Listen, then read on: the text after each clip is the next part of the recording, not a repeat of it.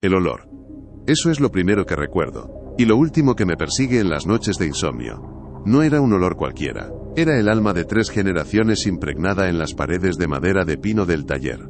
Una mezcla sagrada de serrín de cedro, el aroma dulce y penetrante del aceite de linaza, y el toque metálico y frío del acero de las herramientas. Era el olor de mi abuelo, el de mi padre en sus buenos años, y el olor de mi propia vida, de mi único y verdadero sueño. Para mí, aquel taller no era solo un edificio al fondo del jardín de casa, era un santuario, un refugio donde el tiempo se doblegaba a la voluntad de mis manos. Recuerdo tener apenas 5 años, de pie sobre un taburete de madera que se tambaleaba, observando a mi padre. Sus manos, grandes y callosas, se movían con una delicadeza que desmentía su fuerza. Parecían bailar sobre la madera, transformando un bloque inerte de arce o de caoba en una curva perfecta, en el nacimiento de un sonido que aún no existía. Él era mi héroe. No llevaba capa, sino un delantal de cuero manchado de cola y barniz. No luchaba contra monstruos, pero sí contra la obstinación de la materia, doblegándola hasta convertirla en arte, en música. Me enseñó a escuchar la madera, a sentir su veta bajo los dedos, a saber por su peso si guardaba en su interior una melodía grave o un lamento agudo. Cada árbol tiene una canción dentro, me decía, con la voz ronca por el polvo. Nuestro trabajo, hijo, es simplemente darle la libertad de cantarla. Y yo aprendí. Absorbí cada lección, cada truco, cada secreto susurrado entre el zumbido de la sierra y el rasgueo suave de una lija. A los 15 años, ya no era su aprendiz, era su socio. Pasábamos horas en silencio, trabajando codo con codo, comunicándonos en ese lenguaje sin palabras que solo comparten los artesanos. El taller era nuestro reino, un universo de 20 metros cuadrados donde las deudas, las discusiones en la cocina y las preocupaciones del mundo exterior se desvanecían en el aire cargado de polvo de madera. Pero con el tiempo, algo cambió. El brillo en los ojos de mi padre empezó a apagarse, sus visitas al taller se hicieron más esporádicas. Sus manos, antes cubiertas de serrín, ahora olían a papel de oficina y a la colonia barata que usaba para sus reuniones. Empezó a hablar de optimizar, de rentabilidad, de diversificar el negocio, palabras que sonaban extrañas, profanas en nuestro santuario. Yo no quería entender, me negaba. Me sumergí aún más en mi trabajo, creyendo que si creaba algo lo suficientemente perfecto, él recordaría quién era, quiénes éramos. Fue entonces cuando empecé mi obra maestra, una guitarra acústica, no una cualquiera. Iba a ser la culminación de todo lo que me había enseñado, de todo lo que yo había soñado. Utilicé una madera de palisandro de la India que mi abuelo había comprado 40 años atrás y que guardaba como un tesoro. La tapa era de abeto de los Alpes, una madera tan sensible que, decían, vibraba solo con mirarla. Cada pieza, cada incrustación de nácar, cada curva del mástil, estaba diseñada, cortada y pulida por mí. Durante meses, esa guitarra fue mi obsesión, mi amante, mi razón para levantarme por la mañana y mi último pensamiento antes de dormir. Era la canción que yo llevaba dentro, y estaba a punto de dejarla sonar. El día que la terminé, el sol de la tarde se filtraba por la ventana del taller, tiñendo el aire de un color dorado. La sostuve en mis manos. Era perfecta.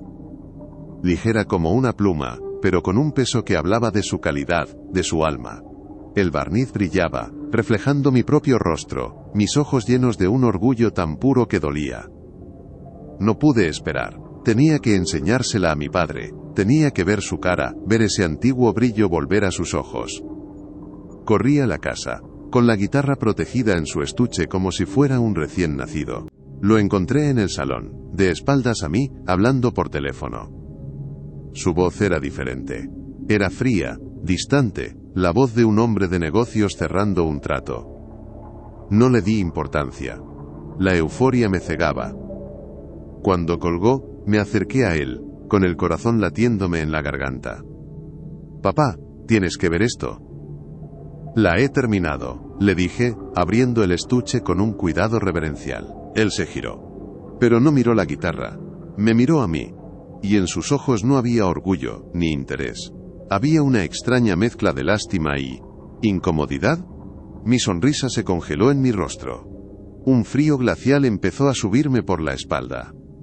«Hijo, tenemos que hablar», dijo. sin dedicar ni una sola mirada a la obra de mi vida que descansaba a sus pies. «¿Qué pasa?», pregunté, y mi voz sonó débil, lejana. Me guió hasta el sofá y se sentó frente a mí. Juntó las manos, ese gesto que hacía siempre que iba a darme malas noticias. «He vendido el taller». Las palabras flotaron en el aire entre nosotros. 4 palabras. No entendí. No podían ser reales. Era un mal chiste, un error.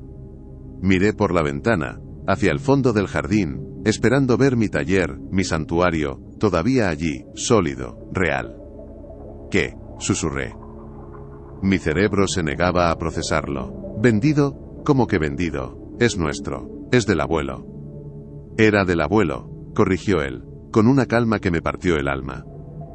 «Y ahora era un lastre. Las deudas, los impuestos. No es sostenible, hijo. El mundo ha cambiado. La gente ya no paga por estas cosas.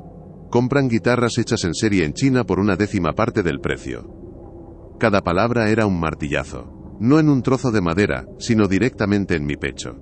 Sentí que el aire me faltaba. Mi mente se inundó de imágenes. Mis manos de niño cubiertas de serrín. El olor a barniz, la sonrisa de mi abuelo, las tardes de silencio con mi padre. Todo reducido a una transacción, a un problema de contabilidad. Pero mis herramientas, mis maderas, mi guitarra, tartamudeé, señalando el estuche abierto. Mi obra maestra parecía de repente pequeña, insignificante. El comprador se lo queda todo. El lote completo, herramientas, material, todo. «He conseguido un buen precio», dijo, y en su voz había un matiz de orgullo, el orgullo de un buen vendedor. Me levanté, mis piernas temblaban. La habitación empezó a dar vueltas. Mi padre. Mi héroe. El hombre que me enseñó a escuchar la canción de la madera, acababa de vender mi alma por un buen precio. No me miraba a los ojos. Miraba un punto por encima de mi hombro, como si yo fuera un cliente insatisfecho, no su propio hijo. «¿Por qué?», fue lo único que pude decir. «¿Por qué no me lo dijiste?». «Porque sabía que no lo entenderías. Sigues viviendo en un mundo de fantasía, un mundo que ya no existe. Esto es la realidad. A veces hay que sacrificar los sueños, para poder seguir comiendo». Sacrificar los sueños. Su sueño. Él había sacrificado el suyo hacía mucho tiempo. Y ahora, para justificar su propia rendición, necesitaba arrastrarme con él al fango de su pragmatismo. No era por las deudas. Era por algo mucho peor. Era por envidia. La envidia de un hombre que había olvidado cómo soñar hacia el chico que todavía se atrevía a hacerlo. No grité. No lloré. No delante de él. Un silencio denso como el plomo cayó sobre nosotros. Agarré mi guitarra, la única cosa que me quedaba, y caminé hacia la puerta. Su voz me detuvo. «Hijo, es por tu bien, algún día me lo agradecerás». Me giré lentamente y lo miré por última vez. Ya no veía a mi padre. Veía a un extraño, un hombre hueco que había confundido el valor con el precio. No dije nada. ¿Qué podía decir? Las palabras ya no servían. Solo había un vacío inmenso, un cráter donde antes había estado mi corazón. Salí de esa casa, la casa donde había crecido, y caminé sin rumbo por las calles. El mundo parecía irreal, los colores apagados, los sonidos distantes. Acababa de perderlo todo. Mi pasado, mi presente y mi futuro. Mi padre no solo había vendido un edificio y unas herramientas, había vendido mi identidad, mi legado, la esencia misma de lo que yo era. Me senté en el coche, aparcado a un par de calles, con el estuche de la guitarra en el asiento del copiloto. Y entonces, solo entonces, me permití derrumbarme. Lloré. Lloré con la rabia y el dolor de un niño traicionado, con la desesperación de un hombre al que le han arrebatado su única razón de ser. Cada lágrima era un recuerdo, una promesa rota, una astilla de mi sueño hecho añicos. Cuando las lágrimas se secaron, solo quedó un frío glacial, un vacío. Miré mis manos apoyadas en el volante. Eran las mismas manos que mi padre me había enseñado a usar. Eran las únicas herramientas que no había podido vender. Y en ese momento, en lo más profundo de mi ruina, una pequeña llama se encendió. No era esperanza. Era algo más oscuro, más duro. Era determinación. Mi padre creía que había destruido mi sueño. Pero se equivocaba. No lo había destruido, solo le había dado un nuevo propósito. Me había arrebatado el taller, pero me había regalado algo infinitamente más poderoso, una obsesión. Encendí el motor del coche, y mientras me alejaba, sin mirar atrás, hice una promesa silenciosa. Construiría otra guitarra. Y luego otra. Y otra. No lo haría por dinero. Ni siquiera por amor al arte. Lo haría como un acto de desafío. Construiría en la sombra, en el exilio, la obra maestra que él nunca creyó posible. Una creación tan innegable, tan perfecta, que un día, el destino, nos volvería a poner frente a frente. Y en ese momento, no sería yo quien se quedara sin palabras. El silencio tiene su propio peso, y el mío, en los meses que siguieron a la traición, pesaba como una losa de granito sobre mi pecho. Me mudé a un pequeño apartamento en el lado opuesto de la ciudad, un lugar tan anónimo y carente de alma que parecía diseñado para gente que no quería ser encontrada. Las paredes eran finas como el papel, y a través de ellas oía las vidas de otros. Las discusiones de la pareja de al lado, el llanto del bebé del piso de arriba, el murmullo constante del televisor de un anciano solitario. Yo era un fantasma entre ellos. Una sombra que salía antes del amanecer y volvía mucho después de que el sol se hubiera puesto. Conseguí un trabajo en un almacén de logística, un infierno de cajas de cartón y luces fluorescentes que zumbaban como insectos moribundos. Mis días consistían en mover palés, escanear códigos de barras y apilar productos con una eficiencia mecánica. Mis manos, las mismas manos que sabían sentir el alma de una pieza de ébano, ahora solo sentían el tacto áspero del cartón y el frío del metal de la transpaleta. Era un trabajo que adormecía la mente y castigaba el cuerpo, y por eso mismo lo elegí. El agotamiento era mi única anestesia. Cuando llegaba a casa, mis músculos gritaban tanto que apenas me dejaban fuerzas para pensar, para recordar. Pero el recuerdo es un animal tenaz. Se escondía en los olores más insospechados. Un día, al abrir una caja que contenía ambientadores con aroma a pino, el aire del almacén se llenó de un eco lejano de mi taller. Tuve que apoyarme en una estantería, con el aire escapándose de mis pulmones, mientras una ola de náuseas y nostalgia me golpeaba con la fuerza de un puñetazo. Mi supervisor me gritó que no me durmiera en los laureles. Yo solo asentí, con la mandíbula apretada hasta sentir dolor. Él no lo sabía, nadie lo sabía. Nadie veía al artesano escondido dentro del operario de almacén. Mi vida real empezaba cuando terminaba mi turno. No volvía directamente al apartamento. A unas cuantas calles de allí, había alquilado el espacio más miserable que mi sueldo me permitía. Un garaje subterráneo, húmedo y oscuro. El aire allí no cantaba, apestaba. Un olor agrio a humedad, a hormigón frío y el fantasma rancio de la gasolina. Mi nuevo santuario era la tumba de un coche, un sarcófago de ladrillo donde mis sueños venían a morir o a resucitar. Yo lo llamaba el refugio. Con el dinero que me quedaba después de pagar el alquiler y la comida, empecé a reconstruir mi arsenal, pieza por pieza. Compré herramientas de segunda mano en mercadillos, algunas oxidadas, otras melladas. Pasaba horas limpiándolas, afilándolas, devolviéndoles una parte de la dignidad que habían perdido, como si al hacerlo pudiera recuperar un poco de la mía. La madera era mi mayor lujo. Buscaba restos en carpinterías, trozos que ellos consideraban basura pero que para mí eran tesoros. Aprendí a ver el potencial en lo imperfecto, a trabajar con las cicatrices y los nudos de la madera, como si fueran parte de un nuevo lenguaje. Cada noche, bajo la luz desnuda de una única bombilla, el fantasma del almacén se desvanecía y el luthier resurgía. El dolor del día se transformaba en una concentración febril.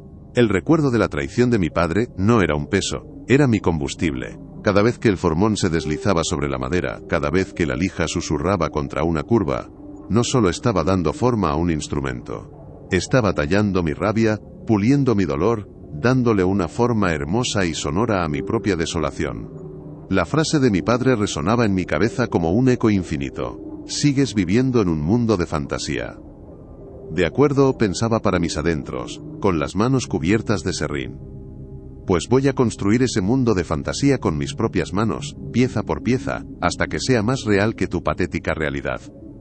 Poco a poco, el refugio empezó a parecerse a un taller. Las herramientas colgaban en orden de una pared desconchada. Pequeñas estanterías albergaban mis humildes trozos de madera. Y en el centro, sobre un banco de trabajo que había construido yo mismo con palés reciclados, mi primera creación del exilio empezó a tomar forma. No era una obra maestra. Era una guitarra modesta, hecha con arce recuperado y una tapa de cedro que tenía una pequeña imperfección cerca del puente. Pero cuando le puse las cuerdas y la AFINE con acento agudo, el sonido que emergió de ella me hizo llorar. No era un sonido perfecto, pero era un sonido honesto. Era el sonido de la supervivencia. Empezaron a surgir pequeños signos de que algo, quizás, estaba cambiando. Mi madre me llamaba de vez en cuando. Sus conversaciones eran un campo de minas. Hablaba del tiempo, de sus vecinas, de cualquier cosa para evitar el tema principal. Pero yo sabía lo que había detrás. Tu padre pregunta por ti, decía, con la voz casi en un susurro. ¿Qué le digo?, preguntaba yo, con frialdad. El silencio al otro lado de la línea era su única respuesta. Una vez me dijo que él había vuelto a visitar el viejo taller. Que el nuevo dueño lo había convertido en un almacén de muebles de importación. Estuvo allí de pie, mirando la puerta durante mucho tiempo, añadió ella. La noticia no me produjo ninguna satisfacción, solo un vacío aún más profundo. Él había destruido nuestro templo para convertirlo en un vulgar almacén. La metáfora era tan cruel que parecía escrita por un guionista sádico. Ignoré esas llamadas, las espacié. Eran como pequeñas astillas que se me clavaban bajo la piel, recordándome un mundo al que ya no pertenecía. Mi único contacto humano, aparte de los gruñidos de mis compañeros de trabajo, era un hombre llamado Mateo. Era el dueño de una pequeña tienda de música de barrio, un local abarrotado de instrumentos con historia. Fui allí un día para comprar cuerdas, y vi la forma en que miraba los instrumentos, la delicadeza con que los trataba. Había algo familiar en él. Llevé mi primera guitarra del exilio para que le echara un vistazo. La cogió con un cuidado que me recordó a mi abuelo.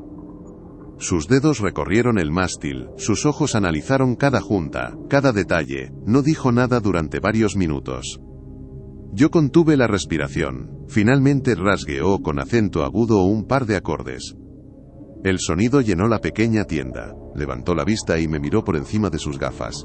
¿Quién te ha enseñado a hacer esto, chico? Mi padre, respondí, y el sabor de esas palabras fue amargo en mi boca. Pues tu padre era un maestro, dijo él, y tú has aprendido bien. Ese fue el principio de todo. Mateo se convirtió en mi único aliado, en mi ventana al mundo exterior.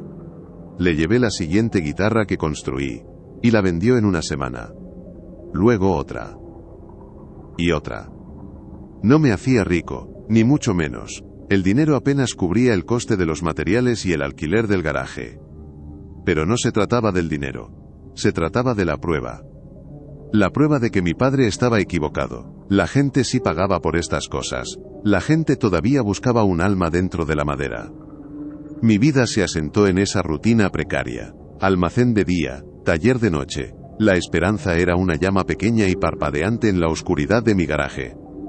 Empecé a permitirme soñar de nuevo, pero mis sueños eran más cautelosos, más frágiles. Soñaba con tener mi propio taller, uno con ventanas por las que entrara el sol. Soñaba con poder dedicarme a mi pasión a tiempo completo, con no tener que oler nunca más el cartón y el plástico retráctil. Era un castillo de arena, construido con paciencia y serrín, y yo era su único y celoso guardián. Una tarde, al final de mi turno, Mateo me llamó. Su voz sonaba extraña, excitada. Tienes que venir a la tienda, ahora mismo, tengo algo que contarte. La urgencia en su tono me inquietó. Dejé todo y fui para allá, con el corazón latiéndome un poco más rápido de lo normal.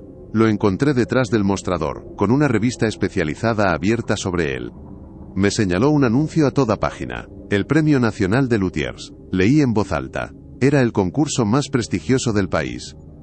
Ganarlo no solo te daba un premio en metálico considerable, sino que te catapultaba a la fama. Las leyendas del oficio habían ganado ese premio. Es una locura, Mateo. Yo no puedo competir con esa gente, dije negando con la cabeza. ¿Por qué no?, replicó él, mirándome fijamente.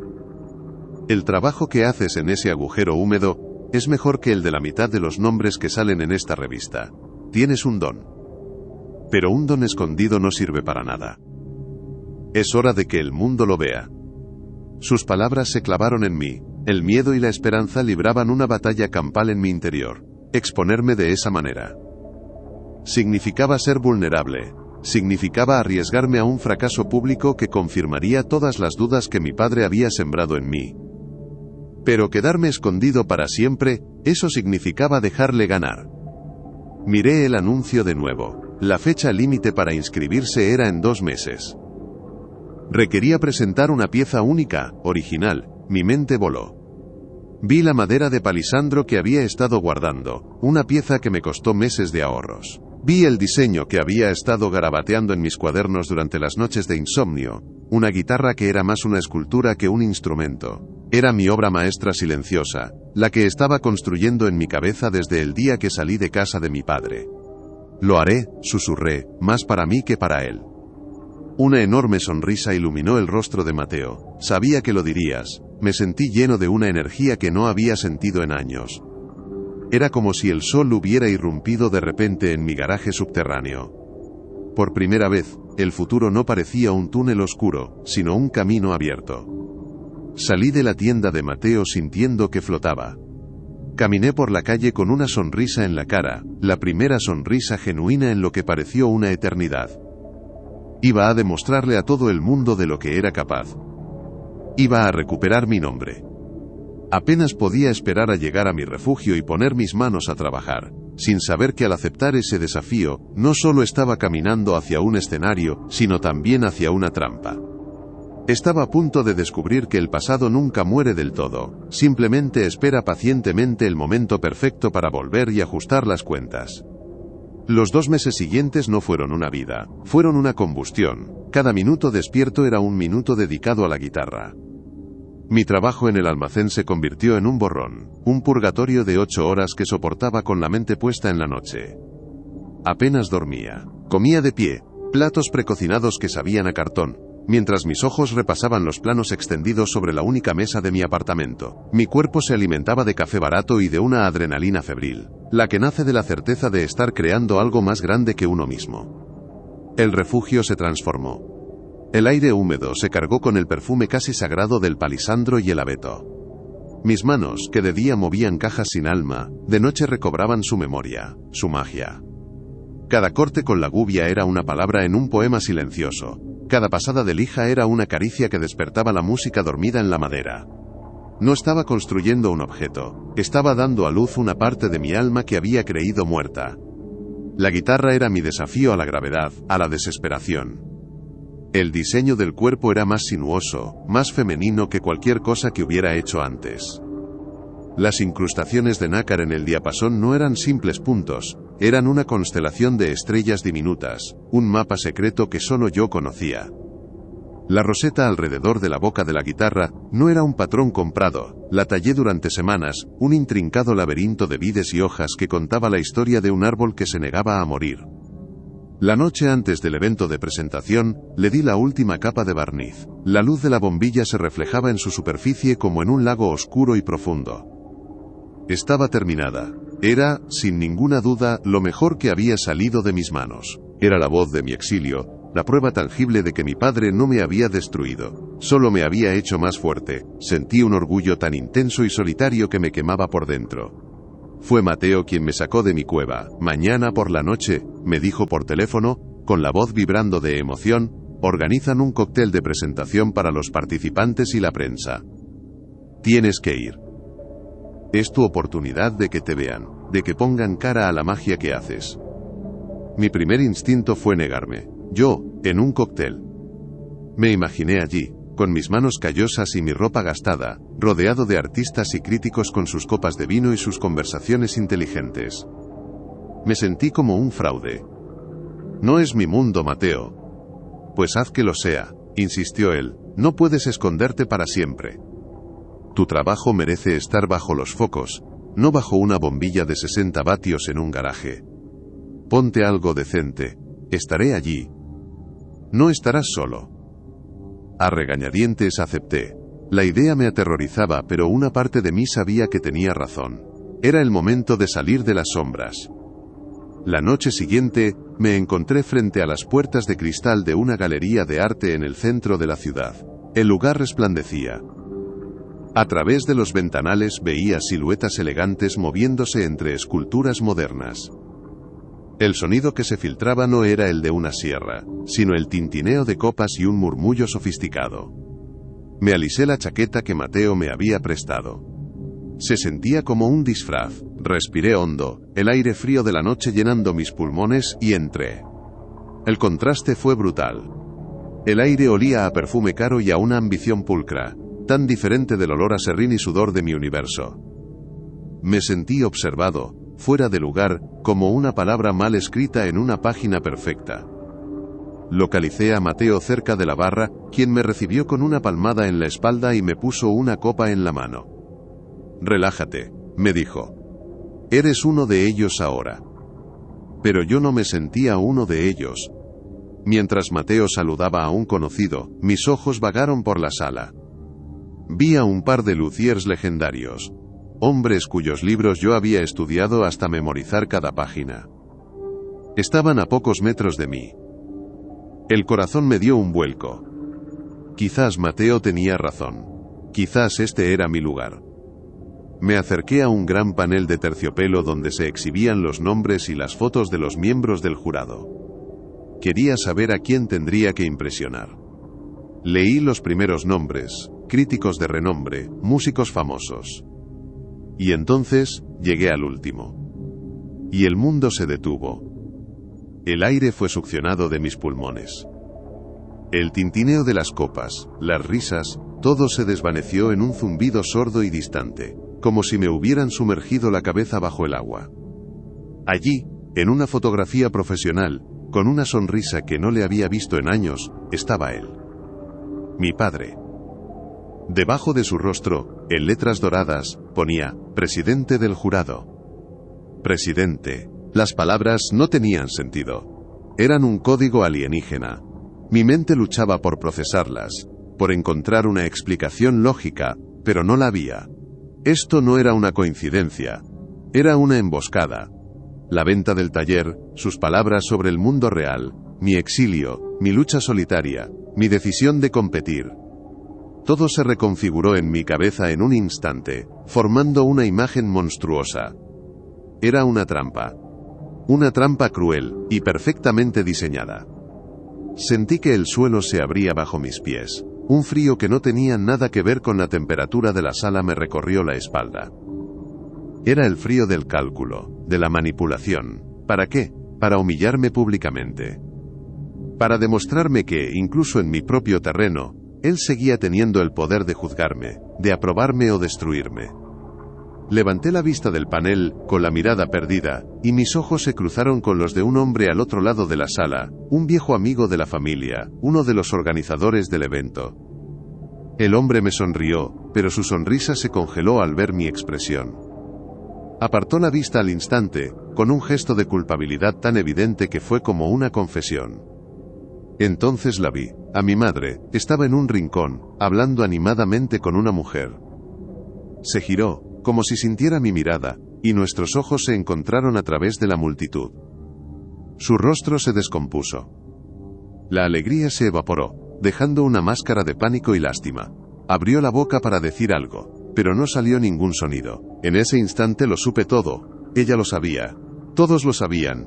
Yo era el único que caminaba ciegamente hacia la guillotina. La sensación de injusticia fue tan abrumadora, que casi me dobló por la mitad. No era solo mi padre.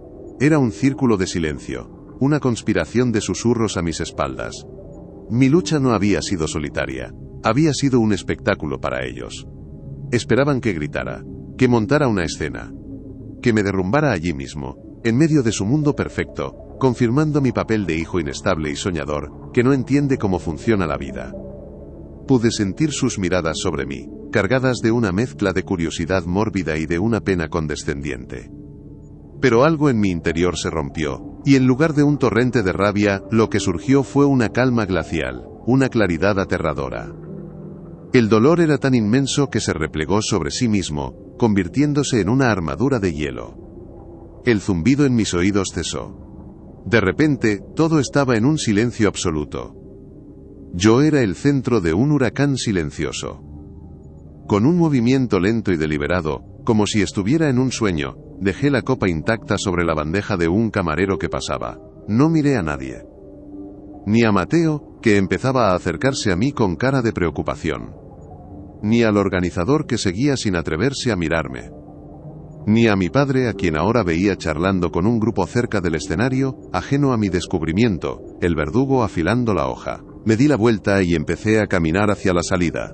Cada paso era pesado, metódico. Pasé junto al grupo donde estaba mi madre. Ella se adelantó, intentando detenerme. «Hijo, espera, por favor, puedo explicarlo». Su voz era un susurro roto. No me detuve, ni siquiera giré la cabeza. Pasé a su lado como si fuera una completa extraña, una sombra en mi visión periférica. Sentir su presencia tan cerca, cómplice de todo aquello, fue la puñalada final. No había nada que explicar. El silencio de meses era toda la explicación que necesitaba. Salí de la galería y el aire frío de la noche me golpeó la cara, pero no sentí nada. Mi cuerpo estaba entumecido. No fui a mi apartamento. No podía. Era un lugar expuesto, un lugar que ellos conocían. Conduje directamente a el refugio. Mi santuario.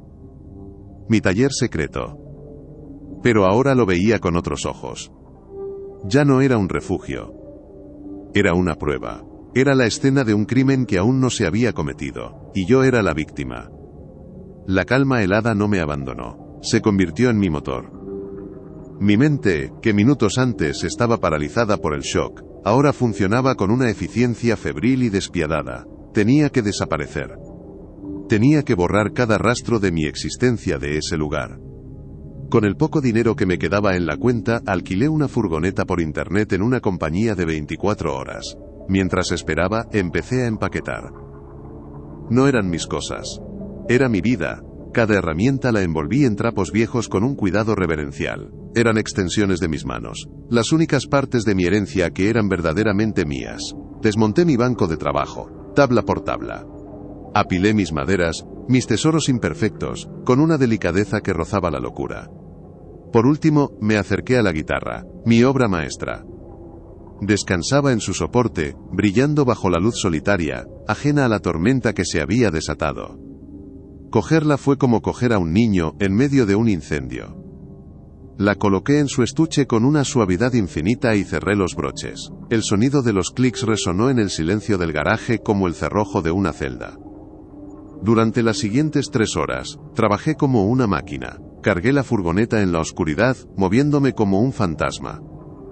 Cuando terminé, el garaje estaba vacío.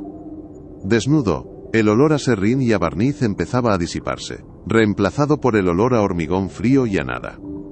Era como si nunca hubiera estado allí. Conduje sin rumbo durante un rato, hasta que recordé un polígono industrial a las afueras de la ciudad, lleno de trasteros de alquiler.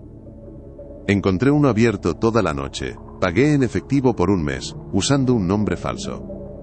El lugar era un laberinto de pasillos metálicos y puertas de acero, anónimo, desolador perfecto. Descargué todo en mi nueva celda. Era más pequeña, más fría, más impersonal que el garaje. Cuando metí la última caja, la que contenía mis planos y cuadernos, me quedé de pie en medio del caos ordenado de mi vida desmantelada. Agarré la pesada puerta de metal corrugado y tiré de ella hacia abajo. El estruendo metálico al cerrarse fue el sonido más solitario que había oído en mi vida. Me selló dentro, en la oscuridad casi total, solo con la luz de una bombilla de seguridad que se filtraba por debajo de la puerta. Y entonces, en la seguridad de esa tumba de acero, la armadura de hielo se hizo añicos. El primer sollozo me desgarró la garganta, un sonido animal, ahogado. Me dejé caer de espaldas contra la puerta fría, y el impacto pareció romper la última presa que contenía mi dolor. Lloré. Lloré por el niño que había adorado a su padre. Lloré por el joven, al que le habían robado su santuario. Lloré por el hombre que había sido tan estúpido como para volver a tener esperanza. La rabia y la pena se mezclaron en un torrente violento, sacudiendo todo mi cuerpo en espasmos incontrolables. Golpeé el suelo de hormigón con el puño, una y otra vez, hasta que los nudillos me ardieron y el dolor físico se convirtió en una distracción bienvenida del dolor que me estaba partiendo el alma. Cuando la tormenta amainó, me quedé allí, en el suelo, vacío, exhausto. El silencio regresó, pero era un silencio diferente. No era un silencio de shock, sino de final, el final de algo. El final del hijo que intentaba ganarse la aprobación de su padre. Me levanté lentamente, con los músculos doloridos. Mis ojos se acostumbraron a la penumbra y se posaron en el estuche de la guitarra, apoyado contra una pila de madera. El concurso. El jurado. La trampa. Todo estaba diseñado para que yo me retirara. Para que me rindiera. Para que admitiera, con mi ausencia, que él tenía razón. Que yo no pertenecía a ese mundo. Y en medio de esa desolación, una nueva idea, afilada y peligrosa como un trozo de cristal roto, empezó a formarse en mi mente.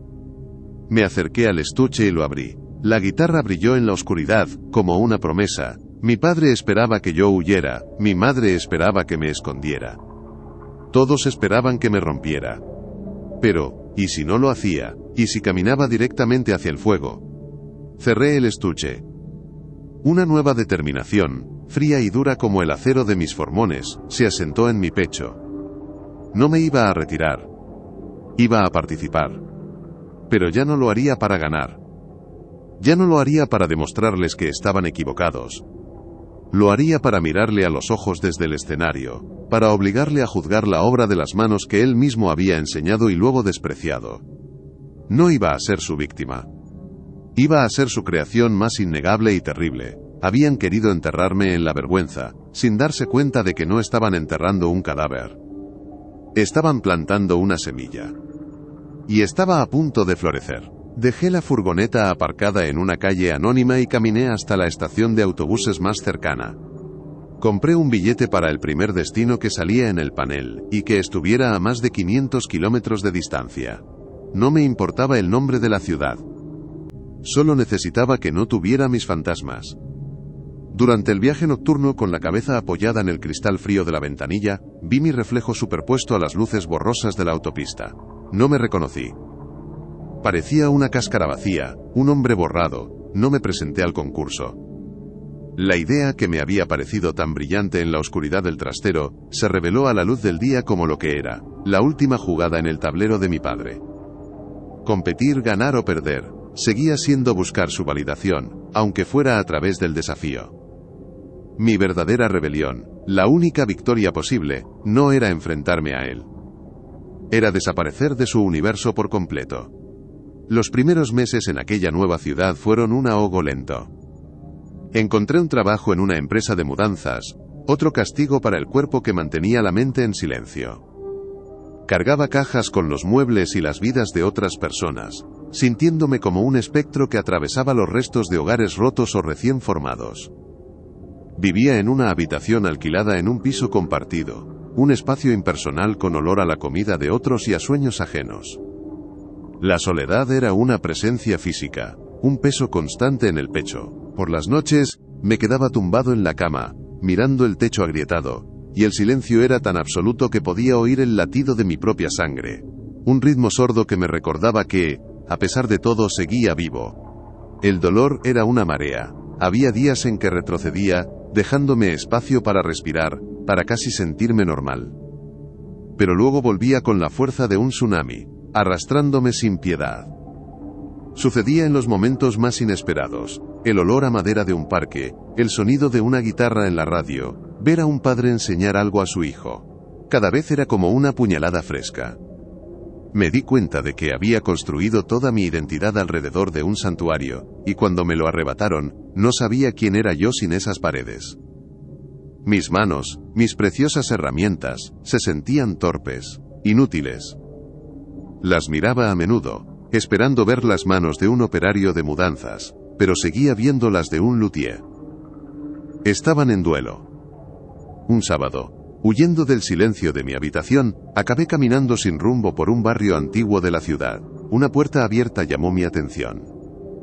Dentro, una luz cálida iluminaba un pequeño taller. No era de madera. Era de barro. Un taller de cerámica. Movido por un impulso que no entendí, entré. El aire olía a tierra húmeda, a arcilla, un aroma primitivo y limpio. una mujer mayor, con el pelo blanco recogido en un moño desordenado y las manos cubiertas de barro seco, me sonrió desde un torno de alfarero. ¿Perdido o buscando?, preguntó, con una voz suave como el propio barro. No lo sé, respondí, y fue la verdad más honesta que había dicho en meses. Me quedé allí, observándola. Sus manos se movían con una seguridad hipnótica, transformando un pegote informe de arcilla en un cuenco elegante y delicado. Había una magia en ello, una creación que nacía no de la sustracción, de tallar y quitar lo que sobraba, como hacía yo con la madera, sino de la adición, de guiar y dar forma. Empecé a ir a aquel taller todas las tardes después del trabajo. Al principio, solo miraba. Luego, Clara, que así se llamaba la mujer, me sentó frente a un torno vacío. Las manos no olvidan cómo crear, me dijo. Solo necesitan aprender un nuevo idioma. Mis primeros intentos fueron desastrosos. El barro se me rebelaba, se desplomaba, se negaba a obedecerme. Era frustrante, humillante. Mis manos, que sabían dominar una madera con una precisión milimétrica, eran incapaces de centrar un simple trozo de arcilla. Pero había algo liberador en el fracaso. El barro era diferente a la madera, no guardaba rencor. Si te equivocabas, simplemente lo amasabas y volvías a empezar. No había errores irreparables, no había cicatrices. Era un lienzo en blanco cada vez. Poco a poco, mis manos empezaron a recordar. Aprendieron el lenguaje de la presión y la humedad, la danza sutil entre la fuerza y la delicadeza. Y mientras mis manos sanaban, algo dentro de mí también empezó a hacerlo. El taller de Clara se convirtió en mi nuevo refugio. Un lugar sin expectativas, sin legados que defender. Allí no era el hijo de nadie, ni un luthier fracasado. Era solo un hombre con las manos llenas de barro, intentando crear algo, por pequeño que fuera. Mi primera pieza que no se vino abajo fue un cuenco torpe y asimétrico. Cuando salió del horno, con su esmalte azul imperfecto, sentí una oleada de orgullo que me cogió por sorpresa. No era una obra maestra. Probablemente no valía ni un euro. Pero era mío. Lo había creado de la nada, en mi nueva vida, con mis manos heridas. Esa noche, en mi habitación, lo llené de agua y puse una flor solitaria que había cogido de un jardín. Fue el primer objeto hermoso que entró en mi exilio. Empecé a reír de nuevo. Pequeñas risas, al principio, por las bromas tranquilas de Clara. Un día, después del trabajo, uno de mis compañeros tropezó y provocó una cascada de cajas de cartón vacías. En lugar de la ira o la apatía que me habrían invadido meses atrás, me eché, con acento agudo, a reír. Una risa profunda, sonora, que salió desde el fondo de mi pecho. Mi compañero me miró extrañado, y luego se unió a mí. Nos reímos como idiotas en medio de un mar de cartón, y por un momento, me sentí ligero. Libre. Dejé el trabajo de mudanzas, y encontré otro en una tienda de jardinería. Estar rodeado de plantas, de vida que crecía, me sentaba bien. Con mi primer sueldo decente, alquilé un pequeño apartamento para mí solo. Era minúsculo, pero era mi espacio. Compré muebles de segunda mano y los restauré con un cuidado que me recordó viejos tiempos, pero esta vez sin la sombra de la perfección. Pinté las paredes de un color cálido. Coloqué mis torpes piezas de cerámica en las estanterías.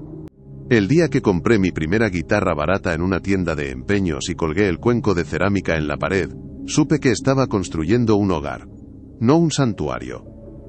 Un hogar. Mi hogar. Ya no era un fantasma. Estaba volviendo a la vida, pieza a pieza, respiración a respiración. El pasado seguía ahí. Era una cicatriz en mi alma, pero había dejado de ser una herida abierta. Pasaron 5 años. 5 años que transformaron la tierra baldía de mi vida en un jardín cuidado. La pequeña tienda de jardinería se convirtió en mi propio negocio. Empecé diseñando pequeños jardines para balcones, luego terrazas y finalmente patios enteros.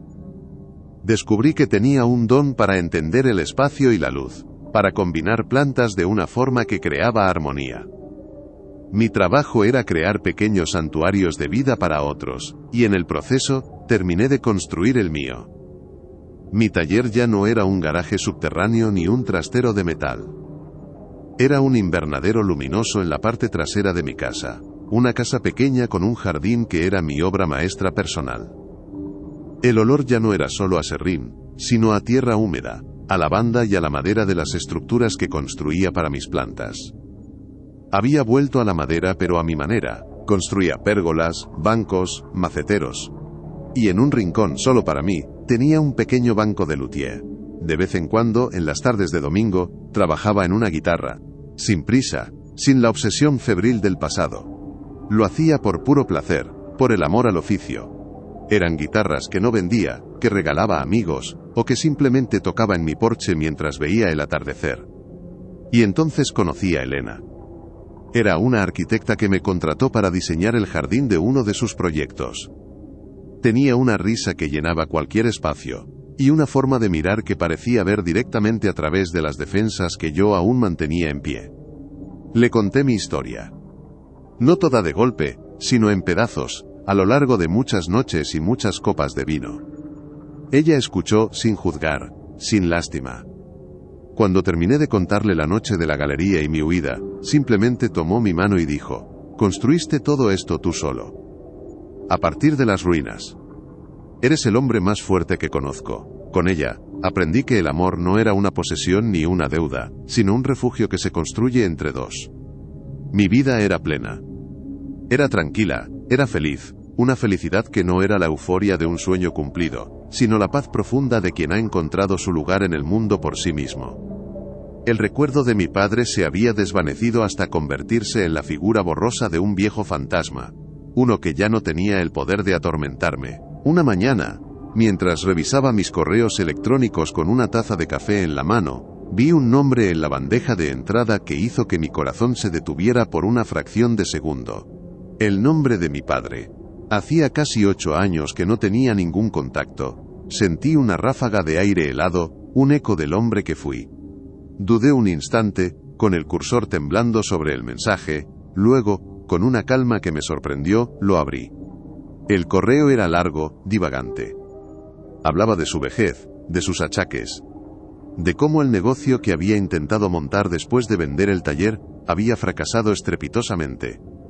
El dinero que había conseguido, ese buen precio por el que había vendido mi alma, se había esfumado en malas inversiones. Contaba que mi madre le había hablado de mí, de mi éxito, de que mi nombre empezaba a ser conocido en el mundo del paisajismo en mi nueva ciudad. Y entonces venía la frase que lo resumía todo. Siempre supe que tenías talento, me siento muy orgulloso de ti. Quizás, si alguna vez vienes por aquí, podríamos tomar un café y hablar. Leí el mensaje 2 veces, no había ni una disculpa. Ni una sola palabra que reconociera el dolor, la traición, la destrucción. Su orgullo no había nacido de mi lucha, sino de mi éxito visible, un éxito que ahora él quería reclamar como propio, como si su brutal acto de crueldad hubiera sido una especie de lección magistral. Su arrepentimiento no era por haberme hecho daño, era por su propio fracaso. Quería mi absolución para poder perdonarse a sí mismo. Cerré los ojos, esperé la rabia, esperé el dolor. Esperé que el viejo volcán que llevaba dentro entrara en erupción, pero no sentí nada de eso. Solo una inmensa, abrumadora y serena lástima. Lámina por él. Por ese hombre hueco, atrapado en sus propios errores, incapaz de ver más allá de su ego. Miré a través de la ventana de mi estudio. Vi el jardín bañado por el sol de la mañana. Vi a Elena regando las rosas, tarareando una canción. Vi el banco de madera que yo mismo había construido, donde nos sentábamos a leer. Vi las herramientas colgadas en la pared, limpias y ordenadas, esperando para crear, no para luchar. Esta era mi vida, esto era lo real. El correo electrónico era una voz de un mundo que ya no existía. Mi victoria final no era responderle con una lista de mis logros. No era restregarle mi felicidad por la cara. No era humillarlo como él me había humillado a mí. La venganza es una cárcel en la que el prisionero y el carcelero son la misma persona. Mi verdadera victoria era que su opinión, su orgullo, su arrepentimiento ya no significaban absolutamente nada para mí. Sufrir por su traición me había mantenido encadenado a él durante años. Perdonarlo habría sido darle una importancia que ya no tenía. La única respuesta verdadera era la indiferencia. Con un movimiento tranquilo, moví el ratón. El cursor se posó sobre la palabra eliminar. Hice clic. El mensaje desapareció. Luego, con la misma calma, abrí la configuración y bloqueé su dirección de correo electrónico para siempre. Sin una palabra de respuesta. Sin un adiós. Sin un punto final dramático. Solo el silencio. El silencio que ya no era un vacío, sino un espacio lleno de paz. Cerré el ordenador. Salí al jardín y abracé a Elena por la espalda. Ella se apoyó en mí, y nos quedamos mirando nuestro pequeño paraíso. El talento que él creyó aplastar no murió. El sueño que él intentó vender no se desvaneció. Simplemente cambiaron de forma. Aprendí que un santuario no es un lugar que te puedan quitar. Es algo que construyes dentro de ti, con los materiales que te deja la vida, incluso cuando solo te deja ruinas. Mi padre me había enseñado a escuchar la canción dentro de la madera, pero la lección más importante la aprendí yo solo, cómo encontrar y hacer sonar, por fin, la canción que llevaba dentro de mí. Y sonaba a paz.